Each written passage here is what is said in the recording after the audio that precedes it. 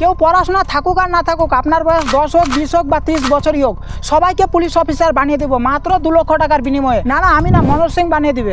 এই ছেলেটির নাম মিথিলেশ মাঝি, বয়স 18, সবে মাত্র মাধ্যমিক পাস করেছে সে। বিহারের লক্ষ্মীসরাই জেলায় গোবর্ধন বিঘা গ্রামের বাসিন্দা। সিকান্দারা থানা এলাকায় আইপিএস এর ইউনিফর্ম পরে এবং একটি নকল পিস্তল সঙ্গে নিয়ে রাস্তায় ঘোরাফেরা করছিল। আইপিএস এর ইউনিফর্ম পরা এই যুবককে বাইকে করে ঘুরে বেড়াতে দেখে সন্দেহ হয় পুলিশের। তারপর পুলিশ জিজ্ঞাসাবাদের জন্য থানায় নিয়ে যায়। পুলিশ যখন যুবককে জিজ্ঞাসাবাদ করে তখন ছেলেটি বলে, খয়রান মনোজ সিং নামের এক ব্যক্তি মাত্র 2 লক্ষ টাকার বিনিময়ে পুলিশের চাকরি দেওয়ার কথা বলেছিল। চাকরির জন্য টাকা ছিল না। এরপর মামার কাছ থেকে ঋণ নিয়ে 2 লাখ টাকা দেন মনোজ সিং নামের এক ব্যক্তিকে। তারপর ছেলেটিকে ইউনিফর্ম পরিয়ে দিয়ে একটি খেলনা পিস্তল দিয়ে আইপিএস বানিয়ে দেয়। এই ঘটনার ভিডিও ছড়িয়ে পড়েছে সমাজ মাধ্যমে।